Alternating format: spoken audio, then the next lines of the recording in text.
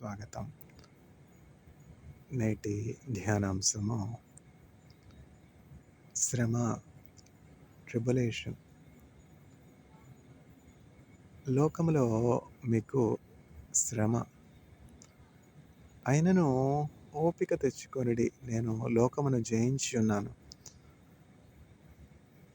యోహాను సువార్త 16వ అధ్యాయము 33వ వచనం. In the world you have tribulation, yet be of good cheer. I have overcome the world. John chapter 16 verse 33. In the world you will have tribulation, yet be of good cheer. I have overcome the world. John 16 verse 33. உலகத்தில் உங்களுக்கு உபத்திரவம் உண்டு, ஆனாலும் திடங்கொண்டுங்கள், நான் உலகத்தின் ஜெயித்தேன். చూసారా, యేసుక్రీస్తు ప్రభు మాటలు మనుషులకి ఓదార్పిస్తాయి, ఆదరణిస్తాయి, ధైర్యాన్ని ఇస్తాయి. శోధన శ్రమలో వెంటాడిన ఓదార్చుచుండెని హస్తమో, జీవ కిరీటం నా ముందుండా, జీవిత కాలం నడతును, అర్పింతును నా దేవా. నా సమస్తం నీ సేవలో, నా సమస్తం నీ సేవలో, అందించుమా నీ హస్తమో, ఆదుకొను నా దేవా.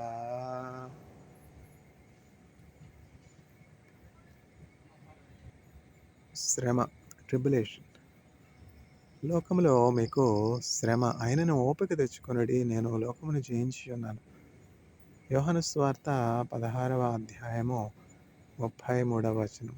In the world you will have tribulation, yet be of good cheer. I have overcome the world. John chapter 16 verse 33. శోధింపబడిన మీదట నేను సువర్ణమై మారెదను. హల్లెలూయా, హల్లెలూయా, హల్లెలూయా, ఆమేన్. హల్లెలూయా, హల్లెలూయా, హల్లెలూయా, ఆమేన్. జలములలో పడి వెళ్ళినా అవి మా మీద పారవు, అగ్నిలో మేము నడచిన జ్వాలలు మము కాల్చజాలవు. హల్లెలూయా, హల్లెలూయా, హల్లెలూయా, ఆమేన్. విశ్వాసయాత్ర సాగుచు పయనించు సమయాన నా ప్రభో, సాతాను సుడిగాలి రేపగా నాదరి చేరి నిలచావా నా ప్రభో. హల్లెలూయా, హల్లెలూయా, హల్లెలూయా, ఆమేన్. హల్లెలూయా, హల్లెలూయా, హల్లెలూయా, ఆమేన్. ఇట్లాంటి గొప్ప పాటలు ఎక్కడి నుంచి వచ్చాయి? శ్రమల్లో, కష్టాల్లో దేవునికి మొరపెట్టి దేవుని నుండి విడుదల పొందుకున్నప్పుడు ఆ విశ్వాసులు దేవుని చేత నడిపింపబడిన వారై ఈ చక్కని పాటలు వాళ్ళు రాస్తారు. లేకపోతే ఇట్లాంటి పాటలు వస్తాయా? ఒకనొక సందర్భంలో మనం బైబిల్ గ్రంథాన్ని చూసినట్లయితే 400 సంవత్సరాల బానిసత్వం నుంచి, శ్రమ నుంచి, కష్టం నుంచి దేవుడు యాకోబు సంతతిని ఇజ్రాయేలీలను విడిపించి 40 సంవత్సరాలు అరణ్యం గుండా ఎడారుల గుండా నడిపించి వాగ్దాన భూమికి, ప్రామిస్డ్ ల్యాండ్కి అంటే కానానుకు చేర్చినప్పుడు దేవుడు వారికి ఏమని చెప్తూ ఉన్నారంటే, తరతరాలకి ఇజ్రాయేలీలు వారి సంతతి దేవుడు చేసినటువంటి ఈ గొప్ప కార్యాలన్నీ జ్ఞాపకం పెట్టుకున్నట్లు మోషే వారికి దేవుడు చేసినటువంటి అద్భుతాలను చక్కగా ఒక పాటగా నేర్పించు. పిల్లలకి ఫస్ట్ ప్రీ కేజీలో, కిండర్ గార్డెన్లో, తర్వాత ఎల్కేజీ యూకేజీ అంటారు, నర్సరీ, ప్రీ ఎలిమెంటరీలో టీచర్స్ ఏం నేర్పుతారు? రైమ్స్ నేర్పుతారు కదా. ఆ రైమ్స్ ఏమిటంటే పిల్లలకి నేర్చుకోవడానికి చాలా సులువుగా ఉంటుంది అనమాట. ఆ రైమ్ వలన చక్కగా వాళ్ళు చాలా విషయాలు నేర్చుకుంటారు. అవి వాళ్ళ జ్ఞాపకం కూడా ఉంటాయి. పెద్దవాళ్ళు అయినా కూడా మర్చిపోరు. మెమరీ పవర్కి, తర్వాత వెకాబులరీ బిల్డప్కి, ప్రొనౌన్సియేషన్కి, అన్నింటికి కూడా రైమ్స్ చాలా ఉపయోగపడతాయి. అట్లా దేవుడు ఇజ్రాయేలీలకు ఒక పాట నేర్పించమని మోషేకు చెప్తూ ఉన్నాడు. ఆ ఎర్ర సముద్రము 2 పాయలుగా చేయబడింది. మార్గం లేనటువంటి పరిస్థితుల్లో మార్గం ఏర్పడింది. చూసారా, ఎటు తోచని పరిస్థితి. ముందు నువ్వు వెనక గొయ్యి అంటాం కదా, అట్లా ముందు చూస్తే ఎర్ర సముద్రం ఉంది, వెనకాతలేమో గొప్ప సైన్యము, ఫరో సైన్యం రథముల మీద వస్తూ ఉన్నారు, గుర్రాల మీద వస్తూ ఉన్నారు. మధ్యలో చిక్కుకొని పోయినారు ఇజ్రాయేలీలు 6 లక్షల మంది. ఒకళ్ళ ఇద్దరా? మోషే నాయకత్వంలో 6 లక్షల కాల్బలం, 6 లక్షల మంది ఇజ్రాయేలీలు. ఒక కుటుంబం ఒక ప్రాంతం నుంచి ఇంకో ప్రాంతానికి మైగ్రేట్ అయ్యి వెళ్ళాలంటేనే కష్టం కదా. అనేక కుటుంబాలు, ఇజ్రాయేలీలు 6 లక్షల మంది ఇజ్రాయేలీలు కాళ్ళ మీద నడిచేవారు, పాదచారులు. వాళ్ళందరూ కూడా చిక్కుకుపోయినారు, ఇబ్బందిలో ఉన్నారు, కష్టంలో ఉన్నారు, ఎటుతోచని పరిస్థితిలో ఉన్నారు. ముందు చూస్తే నువ్వు, వెనక చూస్తే పోయి, ఎటుతోచని పరిస్థితి. అట్లాంటి ఇబ్బందులు చిక్కుకుపోయినారు, ఇక్కట్టులో చిక్కుకుపోయినారు. అప్పుడు మోషే ప్రార్థన చేస్తున్నాడు. ఎర్ర సముద్రము తట్టు చూచి ప్రార్థన చేస్తున్నాడు. దేవుని తట్టు చూస్తుంటే, మోషే ఎలా నిలుచున్నావు, సాగిపోము అని దేవుడు మోషేతో చెప్తున్నాడు. దేవునితో ముఖాముఖిగా మాట్లాడే అనుభవం మోషేకు ఉంది కనుక మోషే ఏమి అధైర్యపడలా. మోషే దేవుని చేత నడిపించబడినటువంటి వాడై, దేవుని చేత నియమింపబడినటువంటి నాయకుడు కదా. దేవుడే కదా చెప్పాడు, ఇజ్రాయేలీని ఫరో అధికారం నుంచి, ఇజ్రాయేల్ బానిసత్వం నుంచి విడిపించి, నేను వారి కొరకు ఇవ్వనైనటువంటి వీరి యొక్క పితరులకు ప్రమాణం చేసినటువంటి అబ్రహాముకు, ఇస్సాకుకు, యాకోబుకు వాగ్దానం చేసినటువంటి ఆ స్వాస్థ్యంలోనికి, ఆ కనానులోనికి, పాలుతెన్నులు ప్రవహించే దేశంలోనికి తీసుకుని వెళతాను. అందువల్ల నువ్వు ఫరో దగ్గర నుంచి వెళ్ళి, ఫరో అధికారం నుంచి విడిపించి వీళ్ళు తీసుకుని రావాలి అని దేవుడే కదా చెప్పాడు. అందువల్ల మోషే ఏమీ అధైర్యపడలా. దేవుడు ఒక అద్భుతం చేస్తాడు చూడండి. అసలు నమ్మడానికి, విశ్వాసానికి ఆస్పదమే లేదు, నమ్మడానికి ఆస్పదమే లేదు. హోప్లెస్ సిచ్యువేషన్ అంటాం కదా, అట్లాంటి హోప్లెస్ సిచ్యువేషన్లో కూడా మోషే ఏమీ అధైర్యపడలేదు. ఎందుకంటే దేవుని శక్తిని మోషే ఎరిగినటువంటి వాడు, దేవునితో ముఖాముఖిగా మాట్లాడినటువంటి అనుభవం కలిగినటువంటి వాడు. మోషే అంటే అర్థం ఏంటంటే జలములలో నుండి తీయబడినటువంటి వాడు, నీటిలో నుంచి తీయబడినటువంటి వాడు. మోషే జననం వెనక ఒక కథ ఉంది, ఆ కథలోనికి ఇప్పుడు వెళ్ళొద్దు, ముందుకు సాగిపోదాం. అప్పుడు ఇట్లాంటి క్లిష్ట పరిస్థితి వచ్చినప్పుడు మోషే దేవునితో చూసినప్పుడు దేవుని స్వరం మోషేకి వినపడుతుంది. మోషే ఎలా నిలుచున్నావు, సాగిపోము. సాగిపో అంటే ఎక్కడికి సాగిపోతారు, ఎట్లా సాగిపోతారు చెప్పండి? ముందు సముద్రం ఉంది, వెనకాతలేమో ఫరో సైన్యం, ఎట్లా సాగిపోతారు? కానీ మోషేకి తెలుసు, దేవుని వల్ల సమస్తము సాధ్యం. దేవుడు ఫ్లైట్ కూడా వాళ్ళ కొరకు ఏర్పాటు చేయగలడు. కాకపోతే అనేకమైనటువంటి ఫ్లైట్స్ నుండి ఆ కాలంలో ఏర్పాటు చేయగలడు. గాలి రెక్కల మీద తీసుకుని వెళ్ళగలడు, అగ్ని రథాలు పంపించగలడు, గాలిలో ఎగిరే పుష్పక విమానాన్ని పంపించగలడు. ఇట్లాంటి ఏ అద్భుతాన్నైనా దేవుడు చేయడానికి శక్తిమంతుడు అన్నటువంటి విశ్వాసం మోషేకైతే ఉంది. కానీ ఏ అద్భుతం చేస్తారో అని ఆశగా ఎదురు చూస్తా ఉన్న సమయంలో దేవుడు ఏం చేశాడు? మోషే, నీ చేతికరను సముద్రము మీదుగా చాపము అని చెప్పినప్పుడు మోషే తన చేతికరను సముద్రం మీదుగా చాపాడు. అప్పుడు ఏం జరిగిందంటే ఆ ఎర్ర సముద్రము 2 పాయలుగా విభజింపబడింది. ఎర్ర సముద్రము 2 పాయలైపోయింది. ఎర్ర సముద్రము విభాగింపబడి త్రోవ ఏర్పడింది. సాగిపోము అని దేవుడు చెప్పినప్పుడు చక్కగా ఇజ్రాయేలీలు ఆ సముద్రం గుండా వెళ్ళిపోయారు. వాళ్ళని తరుముకుంటూ ఫరో సైన్యం కూడా వాళ్ళని పట్టుకొనాలని ప్రయత్నించారు. కానీ వాళ్ళు ప్రవేశించగానే ఆ సముద్రం మరలా మూసుకొని పోవడాన్ని బట్టి జల సమాధి అయిపోయినారు ఐగుప్తు సైన్యం. అంతలో ఇజ్రాయేలీలు ఆ ఎర్ర సముద్రమును దాటి ఆవలి తీరానికి చేరుకున్నారు. అంటే అది గమ్యం కాదు. అక్కడికి చేరుకున్న తర్వాత ఎర్ర సముద్రం మార్గం సులువైనటువంటి మార్గం. ఈజీ షార్ట్ కట్ అనమాట. అట్లా దేవుడు వాళ్ళని చుట్టుత్రోవ, యాక్చువల్లీ అది చుట్టుత్రోవ. షార్ట్ కట్ కాదు, చుట్టుత్రోవ. అంటే శత్రు సమూహమును చూసి ఇజ్రాయేలీలు భయపడతారని దేవుడు చుట్టుత్రోవలో వాళ్ళని తీసుకురావడానికి లాంగ్ రూట్‌లో వాళ్ళని తీసుకొని వస్తున్నాడు. ఎర్ర సముద్రమును 2 భాగాలుగా చేసి.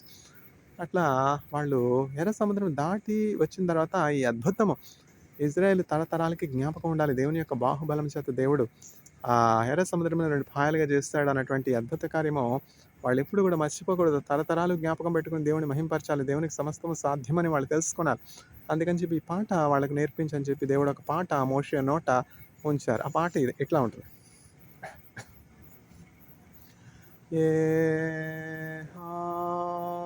యెహోవాను గానము చేసెదము ఏకముగా, ఆయన మహిమ పాడెదము, ఆయనను వర్ణించెదము. ఆయనే దేవుడు మనకు యుద్ధ సూరుడే యెహోవా, మా బలము మా గానము, మా పితరుల దేవుడు, ఆయన పేరు యెహోవా, మా పితరుల దేవుడు, ఆయన పేరు యెహోవా. పారో రథముల సేనలను తన శ్రేష్ఠాధిపతులను ఎర్ర సముద్రములోన ముంచి వేసెనే యెహోవా, ఎర్ర సముద్రములోన ముంచి వేసెనే యెహోవా. దోపుడు సొమ్ము పంచుకొని ఆశ తీర్చుకొందును, నా కత్తి దూసెదను అని శత్రువాను కొనెను, నా కత్తి దూసెదను అని శత్రువాను కొనెను. వేల్పులలోని సములెవరు పరిశుద్ధ మహనీయుడా, అద్భుతమైన పూజ్యుడా, నీ వంటి వారెవరు? ఇశ్రాయేలీయులంతా ఎంతో సురక్షితముగా సముద్రము మధ్యాన ఆరిన నేలను నడచిరి. ఎంత చక్కని పాట నిర్గమకాండంలో ఉంటుంది. ఎన్నో అద్భుతాలు, ఎన్నో ఆశ్చర్యకార్యాలు దేవుడు ఇజ్రాయేలీల జీవితంలో, భూలోకవాసుల జీవితంలో చేశారు. అందుకనే యేసుక్రీస్తు ప్రభు ఇట్లా చెప్తున్నారు, ఉలగత్తిలో உங்களுக்கு ఉపద్రవం ఉండి అనాలం తిడంగా ఉండంగా నా ఉలగత్తిని జయితని. చూసారు ఎంత ప్రయాసపడుతున్నారు. చిన్న కార్ట్ పెట్టుకున్నారు, ఫుడ్ కార్ట్. ఎంతో ప్రయాసపడతారు. సాయంకాలం అయ్యేటప్పటికి ఈ కార్ట్ వస్తుందన్నమాట. చిన్న ప్రాంతం, చిన్న ప్రదేశం, ఒక స్ట్రీట్ ల్యాంప్ ఉంది. ఆ ల్యాంప్ కింద ఈ కార్ట్ పెట్టుకుని ఈవినింగ్ 7 o'clock నుంచి మధ్యరాత్రి 4 గంటల వరకు, 3 గంటల వరకు ప్రయాసపడి ఎంత కష్టపడతారు చూడండి. ఇది ఒక ఉదాహరణ. ఎంతో మానవులు కష్టం గుండా వెళుతున్నారు. ఏ ఫీల్డ్లో అయినా సరే. ఫిల్మ్ ఇండస్ట్రీలో ప్లేబ్యాక్ సింగర్స్ ఉన్నారు, తర్వాత మ్యూజిషియన్స్ ఉన్నారు, యాక్టర్స్ ఉన్నారు, యాక్ట్రెసెస్ ఉన్నారు. ఎవరికి లేదు కష్టం చెప్పండి? రీసెర్చ్ ఫీల్డ్‌లో ఉండే వాళ్ళకి రీసెర్చ్ ఫీల్డ్ ఎంత స్ట్రెయినియస్ జాబో, ఎంత బ్రెయిన్‌తో వర్క్, ఎంత గ్లూకోజ్ కన్జంప్షన్ బ్రెయిన్‌కి, ఎంత హార్డ్ వర్క్, ఎంత కాంపిటీషన్, ఎంత కాంపిటీటివ్ ఎన్విరాన్మెంట్. రీసెర్చ్‌లో ఉండే వాళ్ళకి రీసెర్చ్, అకాడమిక్స్, ఆ సిలబస్సు, హ్మ్, టీచ్ చేయాలి, పిల్లలకి అర్థమయ్యేలాగా చెప్పాలి, పిల్లల్ని ఎడ్యుకేట్ చేయాలి, ఒక క్లాస్ నుంచి ఇంకో క్లాస్‌కి సక్సెస్ఫుల్‌గా వాళ్ళు మంచి గ్రేడ్స్‌తో ఉత్తీర్ణులు కావాలి. వాళ్ళు మంచి కెరియర్‌లో ఉండాలి, మంచి జాబ్స్‌లో ఉండాలి, వాళ్ళు క్యాంపస్ ఇంటర్వ్యూస్‌లో సెలెక్ట్ అవ్వాలి. ఆ తర్వాత కాంపిటీటివ్ ఎగ్జామ్స్‌లో వాళ్ళు నెగ్గాలి. ఇవన్నీ కూడా అకాడమిషియన్స్‌కి ఏమిటి బర్డెన్స్. ఇవన్నీ కూడా శ్రమలు కాదా? ఇవన్నీ కూడా బర్డెన్స్ ఉంటాయి. కానీ మీ భారం యెహోవా మీద వేయండి, యేసుక్రీస్తు మీద వేయండి. Caste your burden on the lord because he cares for. ఎప్పుడైతే మన భారం మన దేవుని మీద మోపుతామో, దేవుడు చక్కని ఆలోచన చెప్తాడు. ఏంటంటే ఒక కొండను కూడా మనం ఈజీగా ఎత్తేయగలుగుతాం అనమాట. ఎంతో కష్టమైనటువంటి పనులు కూడా ఎంతో సులువుగా మనం చేయగలుగుతాం. ఎంత ప్రపంచం అంతా క్షామం వచ్చింది, ఎక్కడ తినడానికి గ్రెయిన్ లేదు, ఆహారం లేదు. అట్లాంటి పరిస్థితుల్లో యోసేపు దగ్గర క్షామం ఉందా? లేదుగా. చూసారా, యోసేపు ఆలోచన చెప్పాడు, దేవుడు యోసేపుకి ఆలోచన చెప్పాడు. యోసేపు చక్కగా ఆ గ్రెయిన్ అంతటిని సమృద్ధిగా పండినప్పుడు భద్రపరిచాడు. చూసారా, అందువల్ల ఎంతో క్లిష్టమైన సమస్యలు కూడా దేవుని జ్ఞానంతో మనం సులువుగా చేయగలుగుతాం. అందువల్ల యేసుక్రీస్తు ప్రభు మీద మనం అనుదినము ప్రతిదినము ఆధారపడాలి. ఎందుకంటే ఆయనే లోకాన్ని జయించాడు. అలాగే ఈ లోకముని గురించి, ఈ లోకంలో ఉన్నటువంటి విషయాల గురించి మనకు తెలియదు కదా. మనకి మరణం అంటే ఏమిటో పూర్తిగా తెలియదు, జననం అంటే ఏమిటో తెలియదు. ఈ రెండు సత్యాల గురించే మనకి పరిపూర్ణమైనటువంటి జ్ఞానం లేదు. ఇంకా సైంటిస్టులు కనుక్కోవడానికి ప్రయత్నం చేస్తున్నారు. మానవుడు ఎక్కడి నుంచి వస్తా ఉన్నాడు, ఎక్కడికి వెళతా ఉన్నాడు, డెత్ అంటే ఏంటి, what is the mystery of death, మరణమైన తర్వాత మానవులు ఎక్కడుంటారు, ఏం చేస్తారు, ఇవన్నీ కూడా మిస్టీరియస్. ఈ మిస్టరీస్ అన్నింటినీ ఛేదించడానికి సైంటిస్టులు ప్రయత్నం చేస్తారు. మిస్టరీస్ అన్నింటిని గురించి యేసుక్రీస్తు ప్రభు వారు బయలుపరిచారు. రహస్యాలన్నింటినీ, మరుగైనటువంటి సంగతులని తెలియపరచడానికి యేసుక్రీస్తు ప్రభు ఈ లోకానికి వచ్చారు. అవన్నీ కూడా బైబిల్ గ్రంథంలో చక్కగా ఉన్నాయి కదా. అందుకే ఒక పాస్టర్ గారు ఇట్లా చెప్తారు, బైబిల్ అంటే ఏమిటంటే BIBLE, basic instruction before living earth. ఈ భూలోకం మనం విడిచిపెట్టి పరలోకం వెళ్ళాలి అంటే కనీస ఇంట్రడక్టరీ క్లాస్ ఏంటంటే బైబిల్ని కూర్చున్నటువంటి అవగాహన ఉండాలి. ఇప్పుడు ఇస్రోలో, నాసాలో పనిచేసే సైంటిస్టులు అడగాలి, ఒక చిన్న క్యాలిక్యులేషన్ మిస్ అయితే ఆ డెస్టినీ మారిపోతుంది. ఆర్బిట్లోకి వెళ్ళాల్సినటువంటి ఆ సెటిలైట్ బే ఆఫ్ బెంగాల్లో వెళ్తుంది కదా. అట్లా పరలోకానికి వెళ్ళవలసినటువంటి మనుషులు ఎంతమంది పాతాళానికి వెళ్ళిపోయారు. తర్వాత ఏమిటి, రిగ్రెట్ అయ్యి ప్రయోజనం ఉందా? నిత్యజీవం కోల్పోయారుగా. లైఫ్ ఇటర్నల్ లైఫ్, అదొక్కటి సాధించడానికి అదే గురిగా పెట్టుకుని మనం ఈ లోకంలో జీవించవలసినటువంటి వారమే, ఆ లక్ష్య సాధన కొరకు ప్రయత్నం చేయవలసినటువంటి వారమే మనం. Life eternal life. The book of pilgrims progress starts with this quote, life eternal life. The Christian is on his pilgrimage for securing eternal life. So that should be our ultimate. This ఈ మరణ శరీరము మహిమ గల దేవునితో సమానమైనటువంటి ఆ మహిమ గల శరీరంగా మారాలి. ఆ ఉద్దేశంతోనే దేవుడు మనకి ఆ శిలువ గుండా పరలోకం ప్రవేశించడానికి త్రోవ తెరిచారు. ఎప్పుడైతే యేసుక్రీస్తు ప్రభువుని మన సొంత రక్షకుడిగా అంగీకరిస్తాం, ఏం జరుగుతుందంటే ఈ మరణ శరీరం మహిమ శరీరంగా మారుతుంది. దానికి సిద్ధపడ్డే యేసుక్రీస్తు ప్రభు స్వార్థను తెలుసుకునేట. మరణ శరీరము మార్పు నొంది మహిమ శరీరము. ఇది మరణ శరీరమే కదా, వాస్తవమే కదా. ఎంత కరప్టెడ్ బాడీ చెప్పండి. ఒక చిన్న అనారోగ్యం వస్తే అప్పుడు తెలుస్తుంది.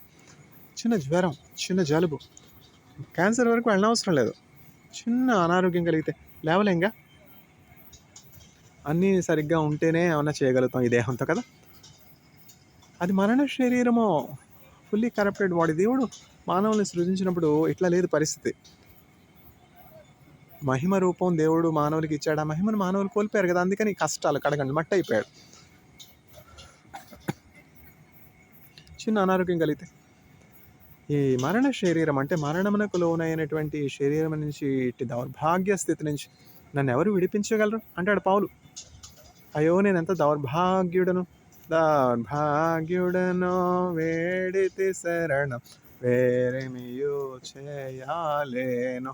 పాపమునకు లోనైనటువంటి, మరణమునకు లోనైనటువంటి శరీరం నుంచి నన్ను ఎట్లా ఎవరు విడిపించగలరు? పౌలు అంటున్నాడు, యేసుక్రీస్తునందుల విశ్వాసం ఈ మరణ శరీరమును మహిమ శరీరముగా మారుస్తుంది. మహిమ శరీరం అంటే ఏంటంటే సెలిస్టియల్ బీయింగ్ లాగా అనమాట.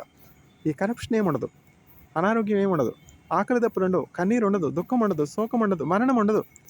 ఆ శరీరంలోనికి మనం ఆ ఇమేజ్ ఆఫ్ క్రైస్ట్లోనికి ట్రాన్స్ఫర్మేషన్ కావాలి. చూసారా, వినడానికి ఎంత ఆశ్చర్యం. Is it possible?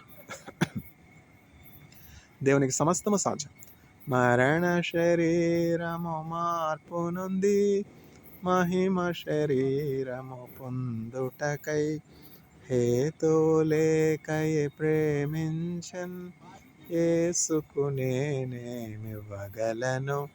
హల్లెలూయా హల్లెలూయా హల్లెలూయా అని పాడెదను, ఆనందముతో సాగెదను.